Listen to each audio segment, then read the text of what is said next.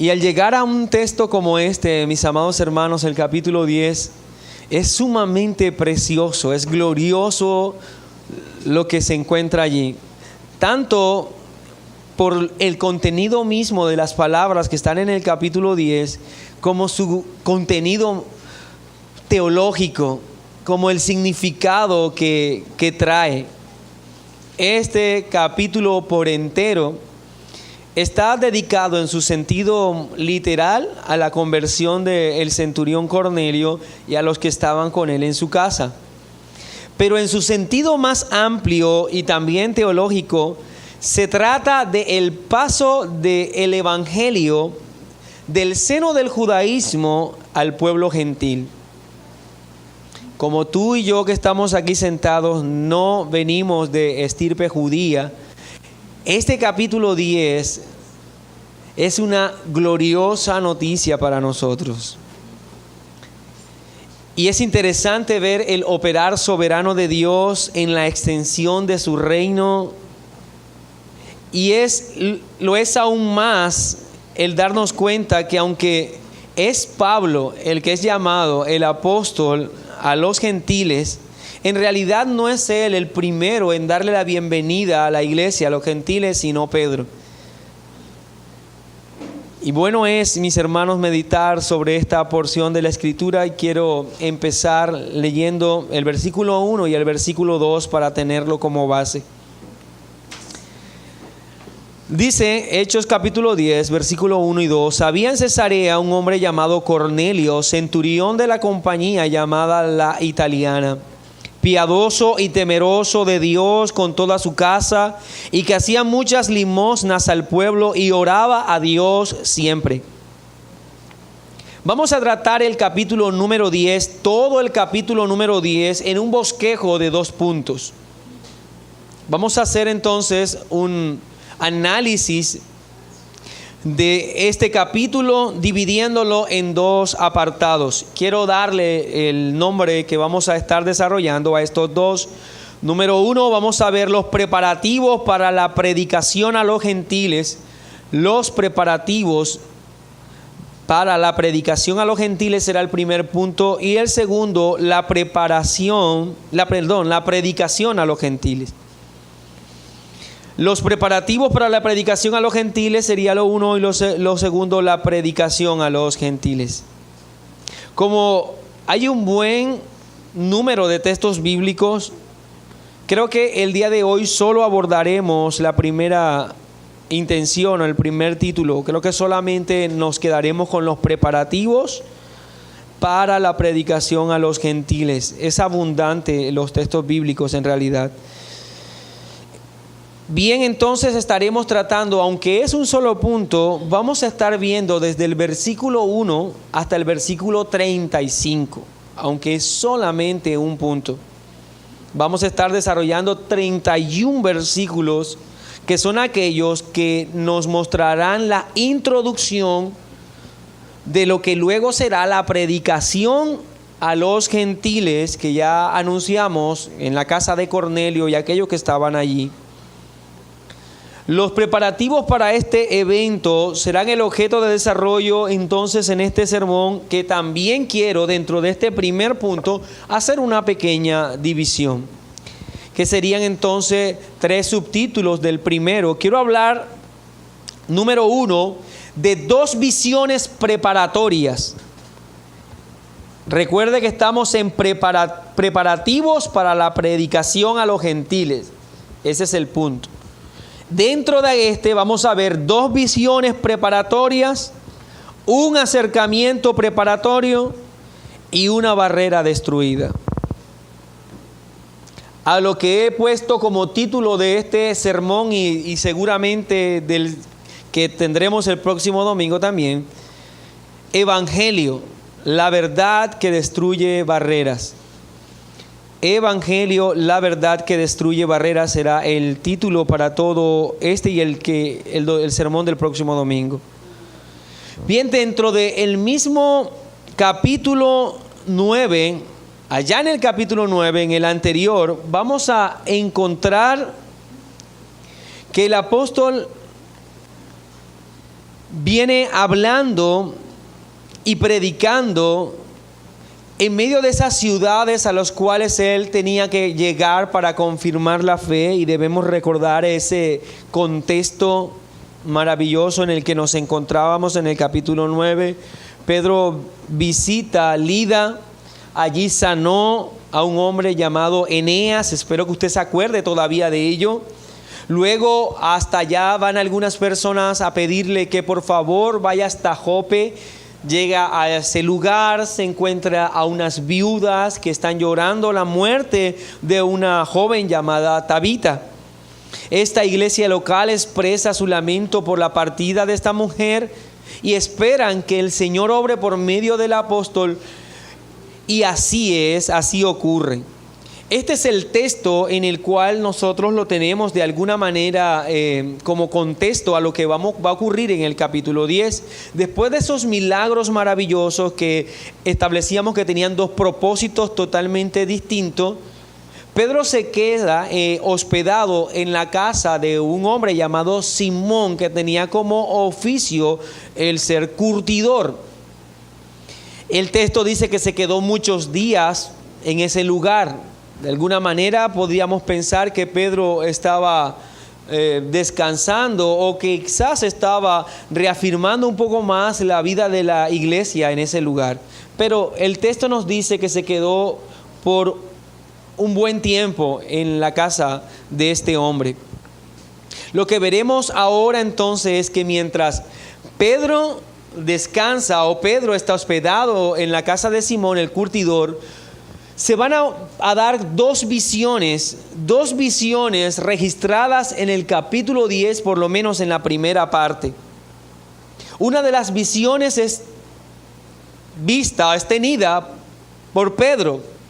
La otra se da a un hombre llamado Cornelio. Las dos visiones son totalmente distintas las unas de la otra. Lo que ellos ven es totalmente distinto. El mensaje que les es transmitido es totalmente distinto. El propósito de la visión es totalmente distinto. Están en lugares totalmente separados el uno del otro, pero ocurren estas dos visiones, y aunque son distintas en gran manera, están conectadas con un solo propósito. El propósito es ser entonces esas visiones los preparativos necesarios para la predicación del evangelio al mundo gentil. Así que estas dos visiones son sumamente importantes. Cuando se estudian pasajes como estos, solo se puede admirar la precisión en la que nuestro Dios obra. No hay ningún evento que se encuentre desconectado de alguna manera de la admirable soberanía de Dios. Los hilos de la providencia de Dios son entretejidos cada segundo. No hay un solo giro que estos den que estén desprovisto del propósito del Señor. Y lo vemos claramente en el ministerio de Pedro. La persecución en Jerusalén llevó a muchos cristianos a salir de ese lugar. En ese viaje de huida, la predicación fue regada como una semilla en cada una de las ciudades en las que ellos iban pasando. Grupos de creyentes iban emergiendo entonces por la predicación de estos hombres. Al paso de los evangelistas, entonces, la iglesia se fortalecía. Los apóstoles tenían entonces que salir de Jerusalén a estas ciudades a confirmar entonces la fe de esos nuevos creyentes. Estos creyentes que eran fortalecidos, se estructuraban como iglesia, venía una persecución y nuevamente empezaba el ciclo. Lo que nosotros podemos apreciar es que Dios tiene un control absoluto de cada circunstancia que vive la iglesia, y todo, absolutamente todo, está encaminado a cumplir aquello que Dios ha determinado: llamar a los que son suyos. Y nada detendrá ese propósito. La predicación será extendida, aunque tenga que ser regada por la sangre de los mártires. La semilla debe ser sembrada, esa semilla del Evangelio, y la iglesia no se detendrá en eso. Nada hay en la vida de la iglesia que no sea tiernamente encaminado por Dios, y su propósito se cumplirá, su plan no quedará a media, todo llegará a un fin.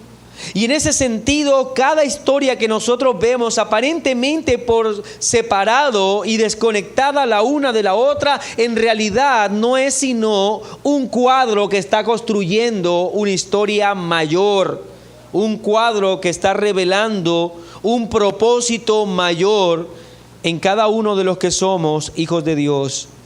Lucas presenta dos visiones de una manera que incluso estoy seguro que causaría asombro a cualquier guionista de cine el día de hoy.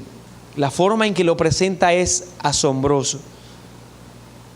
Aunque en realidad ya Lucas había hecho esto, dos visiones casi que paralelas. Recordemos cuando él permite que Ananías tenga la visión acerca de Pablo, y permite que Pablo tenga la visión de Ananías. Y todo ocurre casi que en forma simultánea hasta llegar a ese encuentro poderoso en el cual a Ananías se le pide que ore por el verdugo, que ya no era más el verdugo, sino aquel que fue llamado para ser un instrumento de Dios.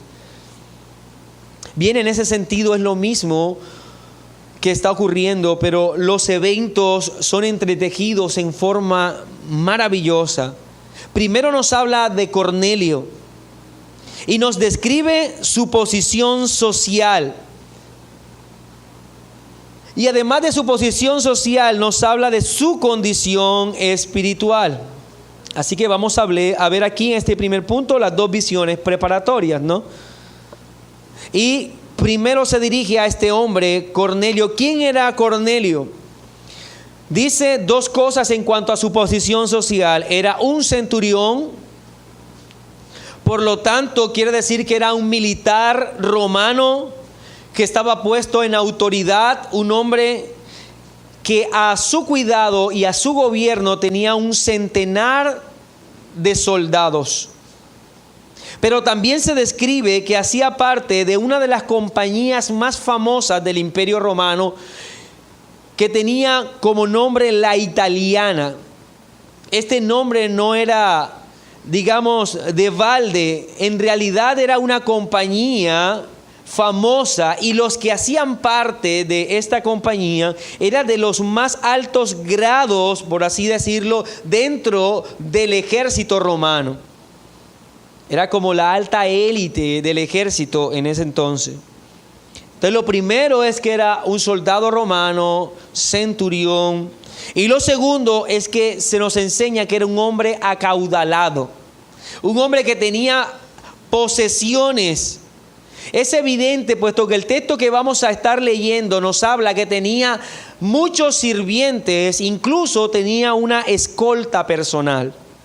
Así que hablar de Cornelio era hablar de un hombre que en su posición social era poderoso en su sentido económico y militar. Pero lo que más brilla de Cornelio no era sus recursos económicos, sino la condición de su espíritu.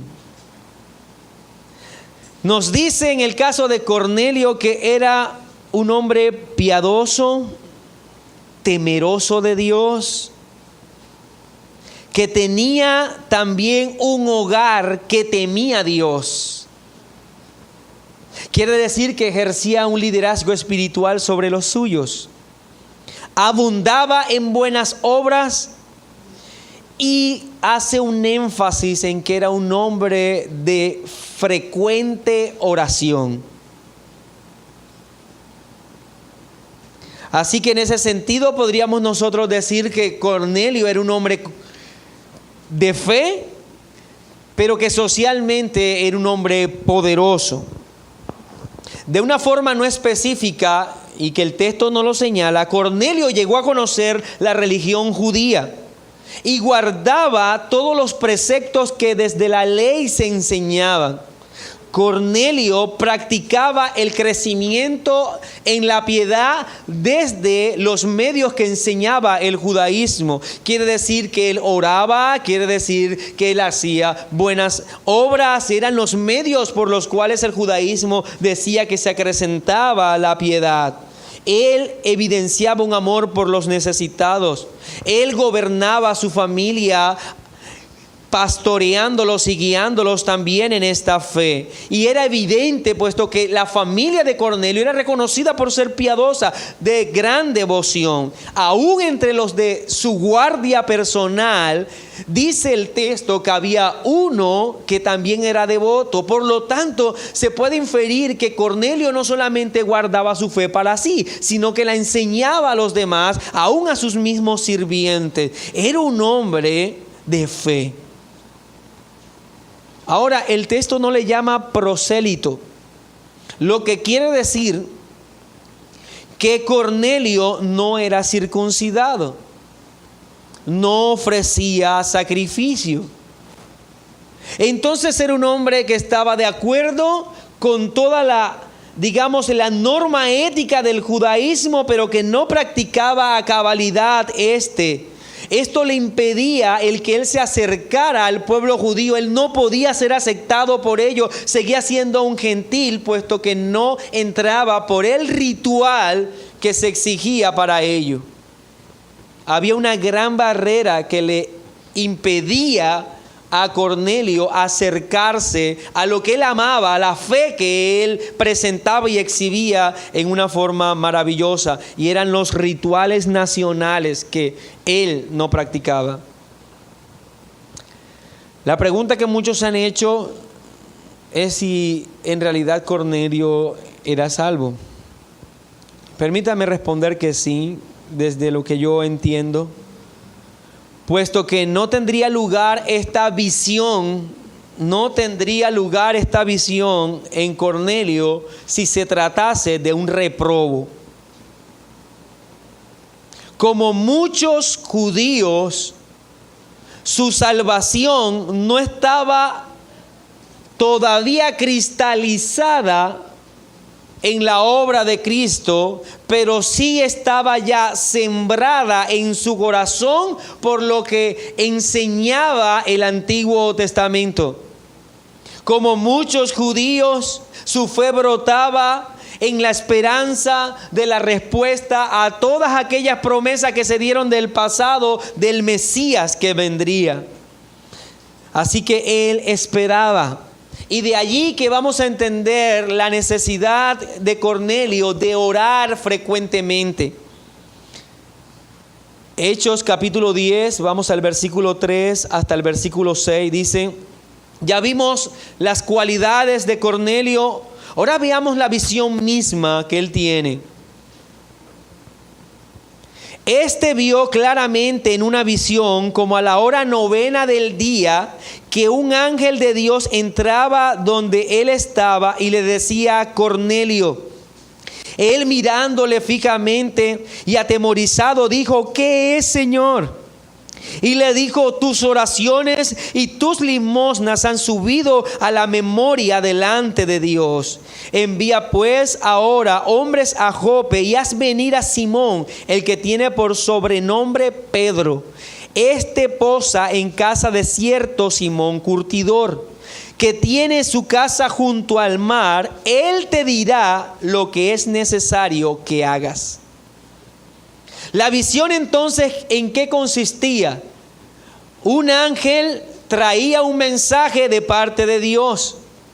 Cornelio conocía muy bien lo que la Escritura enseñaba. Sabía muy bien que si en el Antiguo Testamento se hablaba de hombres piadosos, la mayoría de ellos tenían encuentros con ángeles que traían mensaje de parte de Dios. Y él, a través de su vida misma, evidenciaba la intención de ser un hombre piadoso. Estaba en este momento, a la hora 9, a la hora en que los judíos oran, él estaba orando. Él doblaba rodilla y oraba en este momento, más o menos a eso de las 3 de la tarde, oraba Cornelio. Ahora, pero recordemos, no es un judío.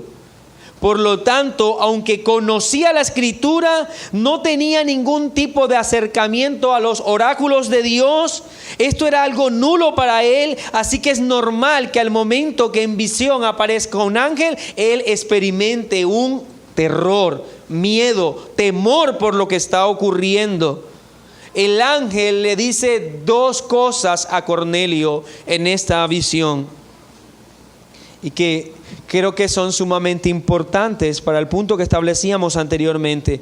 Por un lado, el ángel ayuda a reconocer que la fe de Cornelio es genuina, que no se trataba de un hipócrita más, que no era un hombre que estaba, como muchos, interesado en hacer buenas obras producto de su gran riqueza. No se trataba de un hombre que ya no tenía nada que hacer con la plata y quiso hacer algo con ella, como favorecer a los menos, digamos, favorecidos. Él tenía un corazón temeroso de Dios. En realidad, el ángel le comunica esto. Ahora, el orden es importante. No se trata de que su fe es verdadera por las obras que él hacía. Se trata de que las obras que él hacía eran porque su fe era verdadera. No podemos caer en el error de considerar que las obras dan como resultado la fe. Es todo lo contrario. Santiago 2:17. Así también la fe, si no tiene obras, es muerta en sí misma. Entonces claramente Cornelio evidenciaba con su obrar que en su corazón había fe. Ahora, no pensemos que el texto nos está sugiriendo que Dios quedó descrestado con la piedad de Cornelio, que Dios admiraba a Cornelio. En realidad se trata de un mensaje de parte de Dios para comunicarle que la piedad que estaba profesando Cornelio era cierta y que a los ojos de Dios su piedad estaba reconocida, que Dios estaba al tanto de lo que él hacía.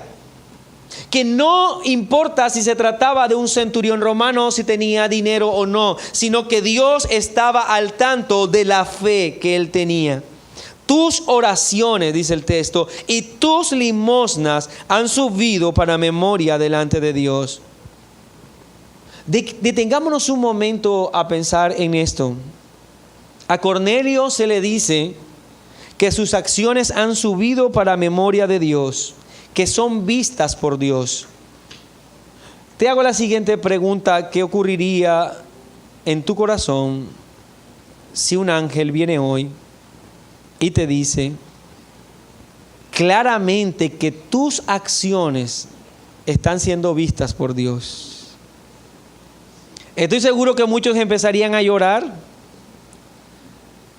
Pero si te dijera mi hermano que no tiene que venir un ángel a decirte esto para que esto sea cierto,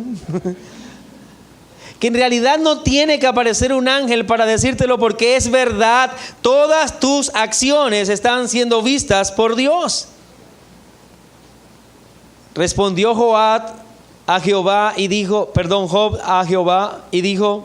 yo conozco que todo lo puedes y que no hay pensamiento que se esconda de ti.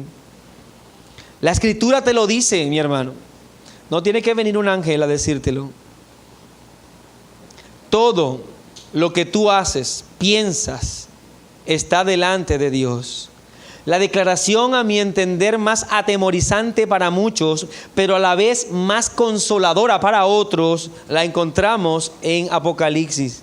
Y es la declaración que el Señor le dice al vidente Juan, cuando le pide que lleve estas cartas a cada iglesia de Asia, y empieza diciendo, dile a la iglesia de Éfeso, yo conozco tus obras y tu arduo trabajo y paciencia, que no puedes soportar a los malos, y has probado a los que dicen ser apóstoles y no lo son, y los has hallado mentirosos.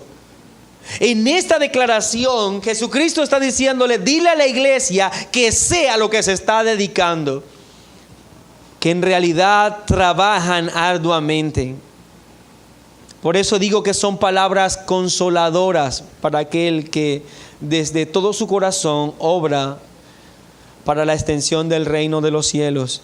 Pero también digo que son las palabras más atemorizantes, porque le dice a la Odisea: yo conozco tus obras, que ni eres frío ni caliente. Ojalá fueses frío o caliente, pero por cuanto eres tibio y no frío, te vomitaré de mi boca. Son de verdad palabras atemorizantes para aquellos que le encantan estar en la tibieza. El ángel le dice a Cornelio: tus acciones son vistas por Dios. Tu proceder ha sido visto por Dios. Tu fe es genuina, Cornelio.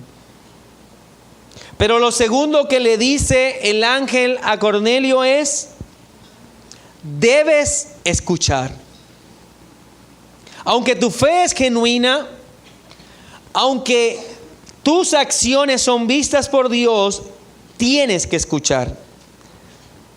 Algunas verdades eran atesoradas en el corazón de Cornelio, pero esas verdades debían ser de verdad regadas por el maravilloso evangelio de nuestro Señor Jesucristo.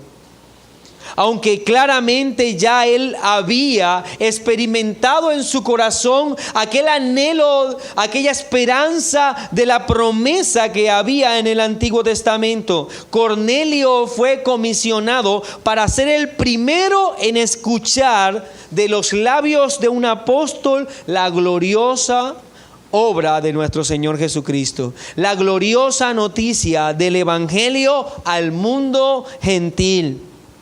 El ángel le da instrucciones precisas sobre el lugar en donde se encuentra Pedro. Y note el carácter soberano de la declaración del ángel. Versículo 6, Hechos 10. Este posa en casa de cierto Simón curtidor, no te confundirás, que tiene su casa junto al mar. Él te dirá lo que es necesario que hagas. No solamente le da todas las señas para llegar hasta donde se encontraba Pedro, sino que el ángel asegura que Pedro irá y asegura que Pedro hablará y le pide que le escuche y le obedezca. Es soberano entonces Dios en todas estas acciones. Vendrá Pedro y le instruirá. Esta es la visión de Cornelio, la cual acata en forma inmediata. Versículo 7 y versículo 8, mis hermanos. Ido el ángel que hablaba con Cornelio, este llamó a 2 de sus criados y a un devoto soldado de los que le asistían, a los cuales envió a Jope después de haberles contado todo. Y sigue diciendo el texto que al día siguiente, mientras ellos iban por el camino, se acercaban a la ciudad. ¿A cuál ciudad? A Jope, donde se encontraba Pedro. Lucas entonces hace un cambio que es interesante. Y le decía hace un momento que es maravillosa la forma en que presenta los hechos Lucas. Porque dice mientras ello, es como un mientras tanto o al mismo momento o en ese instante, como si era un cambio completo de escenario, mientras pasa de aquellos hombres cumpliendo la orden de Cornelio que tuvo esa visión, hay otra escena aparte y nos introduce Lucas a esta segunda visión ahora hacia Pedro. Una segunda visión que decía también es preparatoria. ¿Preparatoria para qué? Para lo que luego será la predicación a los gentiles. Preparatoria también para la llegada de estos hombres que vienen en camino y que Pedro desconoce todo lo que Dios ha estado orquestando en forma gloriosa. Y esta visión de Pedro tiene elementos mucho más complejos que la visión de Cornelio, y creo que es lógico, puesto que Cornelio hasta ese momento solo tiene las bases del Antiguo Testamento, pero Pedro ya era un apóstol, un hombre incluso guiado por el Espíritu Santo. Dos visiones totalmente distintas. Leamos entonces el texto, Hechos capítulo 10, versículo 9 al 16. Al día siguiente, mientras ellos iban por el camino y se acercaban a la ciudad, Pedro subió a la azotea para orar. Note algo que conecta las dos visiones. Los dos hombres estaban orando. Los dos hombres eran hombres de oración. Cerca de la hora sexta, quiere decir las 12 al mediodía, y tuvo gran hambre y quiso comer, pero mientras le preparaban algo, le sobrevino un éxtasis y vio el cielo abierto y que descendía algo semejante a un gran lienzo que atado de los 4 puntas era bajado a la tierra, en el cual había de todos los cuadrúpedos terrestres y reptiles y aves del cielo. Y le vino una voz: levántate, Pedro, mata y come. Entonces Pedro dijo: Señor, no, porque ninguna cosa común o inmunda he comido jamás. Volvió la voz a él la segunda vez: lo que Dios limpió, no lo llames tú común. Esto hizo 3 veces y aquel lienzo volvió a ser recogido en el cielo. Esta es la segunda visión, mis hermanos, totalmente distinta a la primera. Al mediodía Pedro tiene toda la intención de orar. Su actividad piadosa es interrumpida por lo que el texto dice que era una gran hambre. No era hambre solamente, era una gran hambre. La punzada del dolor del vacío del estómago debía ser tan grande que se llama así. Tuvo gran hambre, lo califica de esa manera. Ahora el texto nos dice que mientras los anfitriones que hospedaban a Pedro le preparaban algo, lo que quiere decir que Pedro debió manifestar esa gran hambre que tenía. Mientras se preparaba la comida para Pedro, entonces le sobrevino un éxtasis. La palabra griega para éxtasis en realidad suena igual, éxtasis. Lo único que uno le pone la K, éxtasis. Le vino un éxtasis. ¿Qué es un éxtasis desde la definición griega? Es una experiencia en la cual no se pierden los sentidos. Es importante que nosotros tengamos esto presente. No se pierden los sentidos. ¿Qué quiere decir esto? Que Pedro no se privó, no se desmayó. Él estaba consciente. No hay tal cosa que se fue abajo y perdió los sentidos. Pero se encuentra bajo la conciencia de que está experimentando algo sobrenatural. Entonces, sabe dónde está, sabe y tus sentidos están claros, pero entiende que lo que está viviendo es algo sobrenatural, ajeno a la realidad humana. Eso es un éxtasis. Esto es lo que sobrevino, dice el texto, sobre Pedro. No fue el único, el apóstol Pablo también testifica que él vivió esto. En Hechos capítulo 22, versículo 17 y 18, y dice: y me aconteció vuelto a Jerusalén, que orando en el templo me sobrevino un éxtasis. Y le vi que me decía: date prisa y sal prontamente de Jerusalén, porque no recibirán tu testimonio acerca de mí.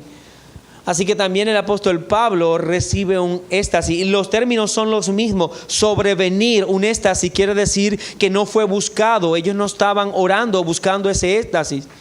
Es algo que vino involuntariamente. Ellos no tenían que participar. Era de parte de Dios a él.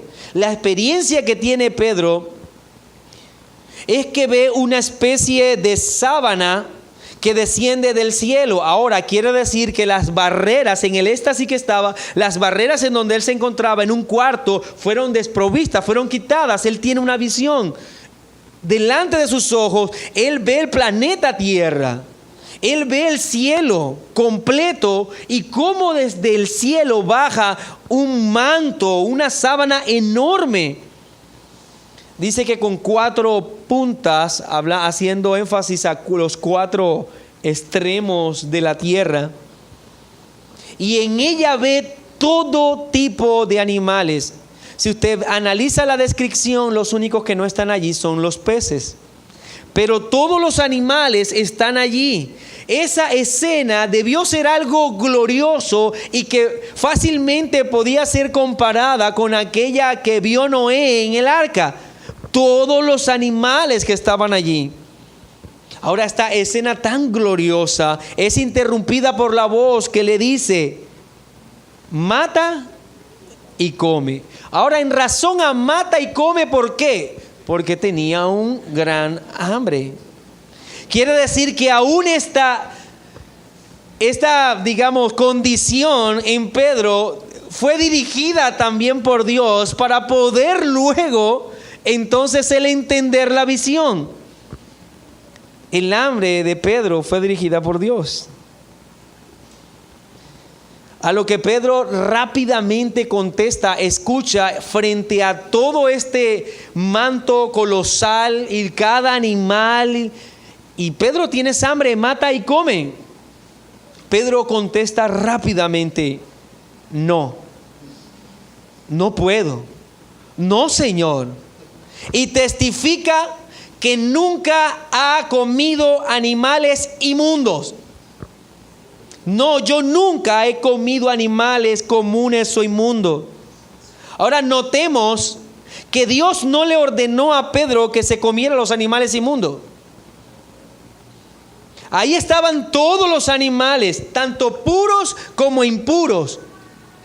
Y le dijo: mata y come. Dios no le dijo: mata y come los animales inmundos. Le dijo: mata y come. Pero él dijo: esto es inmundo. Él dijo que todo lo que él estaba viendo allí era inmundo. Recordemos que para los judíos los animales limpios y aptos para comer eran solo los rumiantes. Solo los animales rumiantes. Y allí, si usted mira la lista, hay cuadrúpedos terrestres, reptiles y aves del cielo. Por lo tanto, había todo tipo de animales, unos limpios y unos inmundos, desde la categoría que tenían los judíos. El resto, todo aquello que no era rumiante, era inmundo. Pero Pedro deja ver que la tradición era tan fuerte en él que aunque el mismo Dios le había ordenado algo, él respondió: no voy a comer estos animales. Es más, no solamente dijo que no, sino que calificó a los limpios de inmundo también.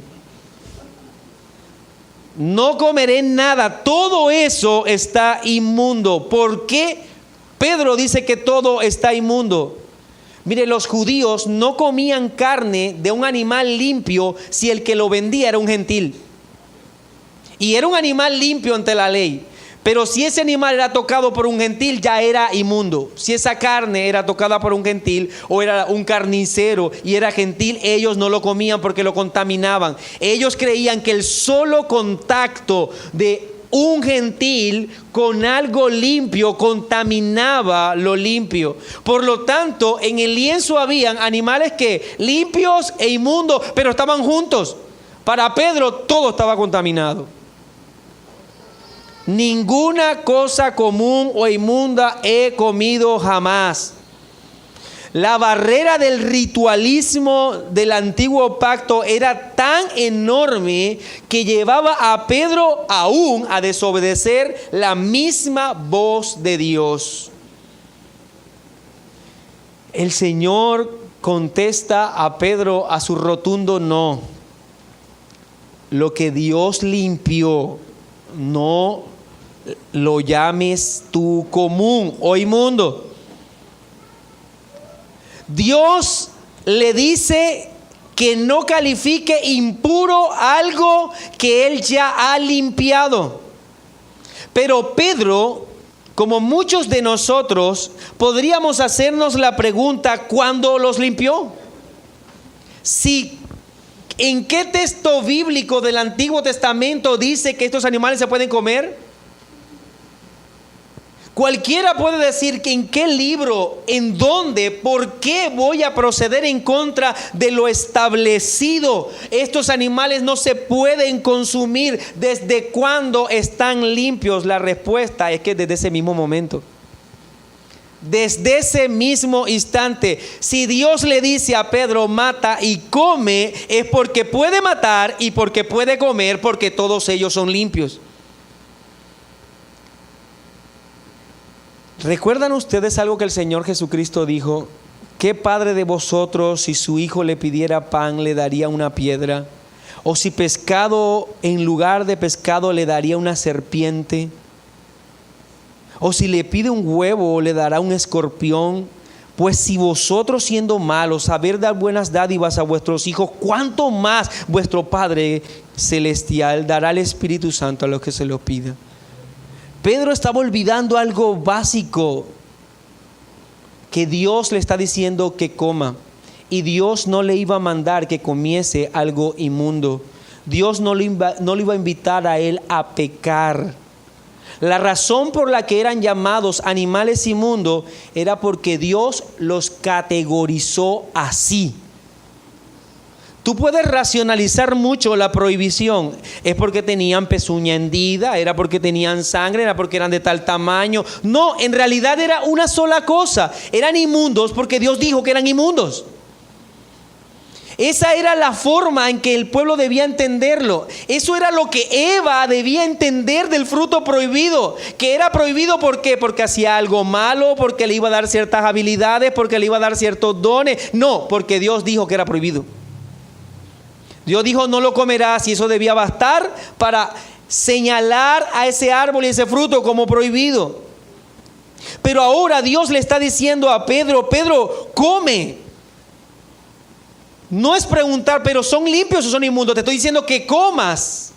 Por lo tanto, el hecho de que Dios ha ordenado a Pedro comer esos animales es una razón suficiente para que todo ello se entendiera como puro. La razón entonces para que fuesen llamados inmundos era que Dios lo categorizó así. La razón entonces por la que debes llamarlos puros es porque Dios te ha dicho que lo comas. Lo bueno y lo malo, lo permitido y lo restringido, mi querido hermano, no depende de nuestro raciocinio o de la evidencia. Depende de lo que Dios pide que hagamos o lo que Dios pide que no hagamos. En eso calificamos lo bueno o lo malo. ¿Quién eres tú, Pedro, para calificar de inmundo algo que Dios ha dicho que es limpio, pues te ordena que te lo comas? Dios está invitando a Pedro a que deseche toda la tradición. Eso es lo que está invitando Dios a Pedro. A que deseche toda la tradición. Pero atendiendo a una cosa. Atendiendo que la tradición existe en razón a la palabra de Dios. Y es la palabra de Dios la que le está diciendo a Pedro que deseche la tradición. Por lo tanto, lo único que puede modificar la tradición es la palabra de Dios que creó esa tradición. Para Pedro no debía ser mayor autoridad la tradición que la palabra de Dios que la creó. Por ello, Dios le está diciendo que debe cambiarlo todo en su mente. Pero ¿sabe que hay algo curioso en Pedro? Y es que sigue siendo testarudo. Sigue siendo testarudo. El versículo 16 dice, esto se hizo 3 veces y aquel lienzo volvió a ser recogido en el cielo.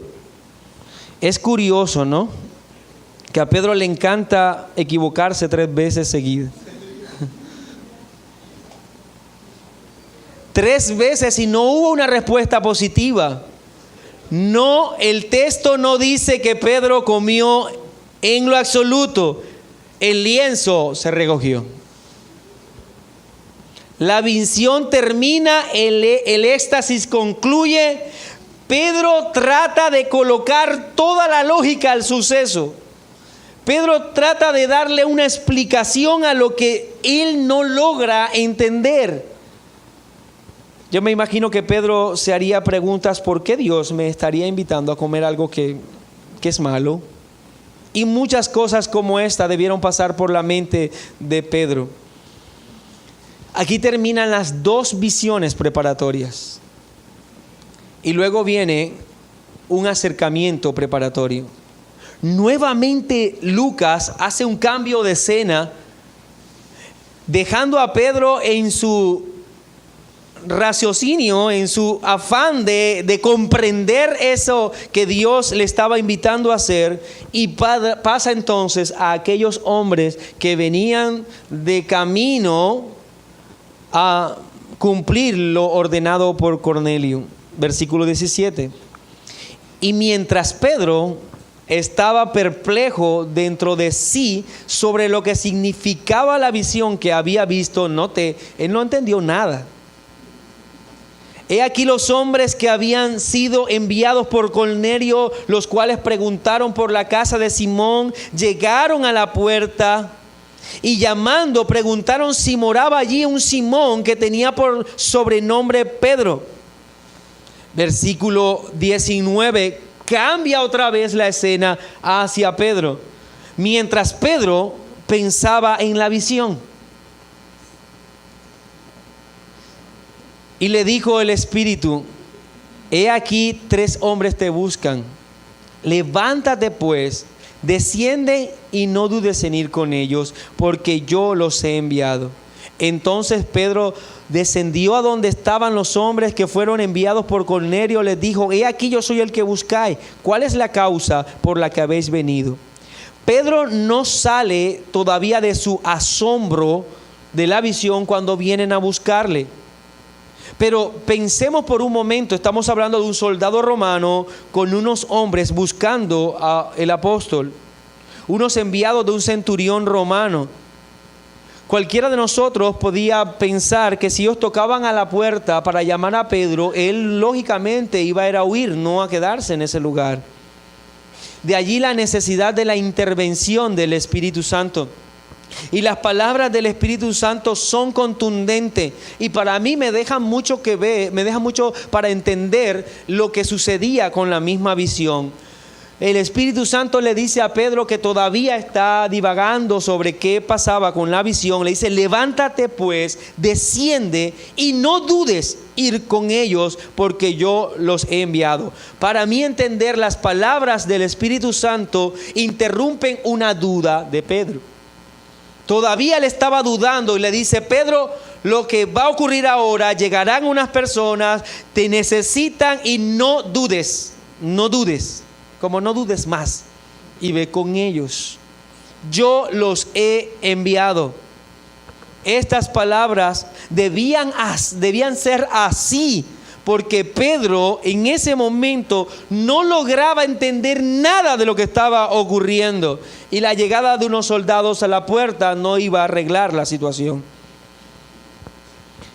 Ellos dijeron, versículo 22, Cornelio el centurión, varón justo, temeroso de Dios y que tiene buen testimonio en toda la nación de los judíos, ha recibido instrucciones de un santo ángel de hacerte venir a su casa para oír tus palabras. Entonces, haciéndoles entrar, los hospedó, y al día siguiente, levantándose, fue con ellos, y le acompañaron algunos de los hermanos de Jope. Al otro día entraron a Cesarea, y Cornelio los estaba esperando. Y habiendo convocado a sus parientes y amigos más íntimos, cuando Pedro entró, salió Cornelio a recibirle, postrándose a sus pies, adoró. Mas Pedro le levantó diciendo: levántate, pues yo mismo también soy hombre. Pedro ahora estaba convencido, no por sus capacidades, sino por la orden del Espíritu Santo, de que debía ir con estos hombres y llegar hasta la casa de Cornelio. Cuando él llega a la casa de Cornelio, deja ver la razón por la que Cornelio oraba. ¿Por qué, mi hermano, todo este tiempo estaba Cornelio orando, guardando entonces las enseñanzas judías del pasado? Oraba. Recuerde algo particular: cuando el ángel apareció, Cornelio no lo adoró. No adoró al ángel. Pero ahora entra Pedro a su casa y Cornelio corre y se postra delante de él. ¿Qué pensaba Cornelio? Cornelio pensaba que Pedro era el Mesías. Él en su fe oraba. El ángel le dijo, recuerde las palabras, le dijo, escúchalo y obedécelo. Él estaba anhelando la llegada del Mesías. Él oraba para que fuera realidad entonces todas las promesas del pasado. Invitó a sus familiares, invitó a sus amigos para ese encuentro maravilloso con el Mesías. Y cuando lo ve llegar, se postra delante de él. Mas Pedro le levanta y le dice, yo mismo soy hombre. Y dice, y habló con él, entró y halló a muchos que se habían reunido y les dijo, vosotros sabéis cuán abominable. Estas son las palabras de Pedro cuando entra a la casa de Cornelio.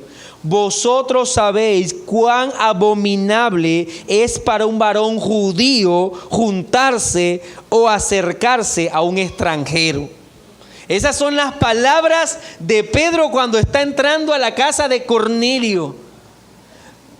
Expresa Pedro toda la barrera que hay creada durante siglos, dejando ver que definitivamente el que estaba entrando no era el Mesías.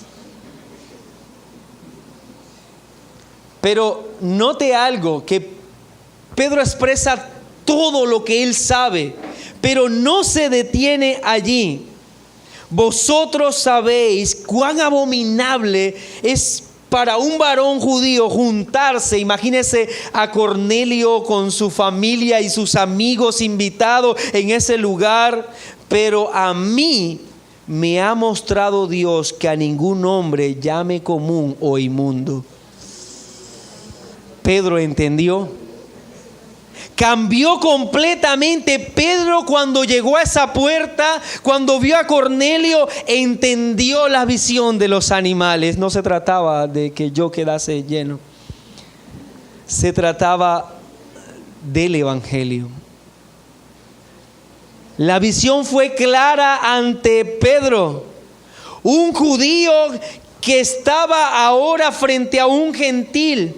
Él estaba reconociendo lo que Dios estaba derribando con esa visión. Era la barrera que existía entre los judíos y los gentiles. La razón por la que un judío no comía esos animales era porque esos animales los ofrecían los paganos a la adoración a sus dioses. Y Dios dijo que ellos eran una nación diferente.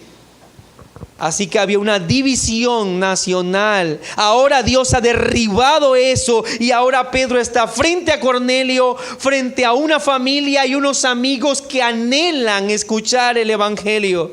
Pedro entonces dejó claro, yo no puedo llamar a ningún hombre común o inmundo. La barrera había caído, mi hermano. Una barrera destruida. Lo que estuvo preservado por generaciones solo para los judíos, ahora se extiende a todos los gentiles. De allí, mi hermano, que decía que este capítulo tiene tanta importancia para usted, para mí, mi hermano, porque la barrera ha caído. Aquel tesoro que era solo para los del linaje de Abraham, en Cristo ahora es para nosotros. Por eso dice Efesios 2, versículo 13 al 16, pero ahora en Cristo Jesús, vosotros que en otro tiempo estabais lejos, habéis sido hechos cercanos por la sangre de Cristo. Porque Él es nuestra paz, que de ambos pueblos hizo uno, derribando la pared intermedia de separación, aboliendo en su carne las enemistades, la ley de los mandamientos expresados en ordenanza, para crear en sí mismo de los dos un solo y nuevo hombre, haciendo la paz, y mediante la cruz reconciliar con Dios a ambos en un solo cuerpo, matando en ella las enemistades. Gloria a Dios. Qué maravillosa noticia. Después de explicar Cornelio lo que sucedió, que él estaba orando, que el ángel le dijo que hiciera esto, que lo mandara a buscar. Ahora Él está allí y Cornelio dice: haces bien en estar en este lugar, porque el ángel y todo lo que estamos aquí nos dijo que debíamos escucharte. Para eso has venido. Y Pedro entonces tenía ahora una familia, un hogar, unos amigos reunidos para escuchar el evangelio, y con toda la barrera del ritualismo destruida. ¿Qué quedaba entonces, mi hermano? Predicar el evangelio. Y eso será tratado entonces en el próximo domingo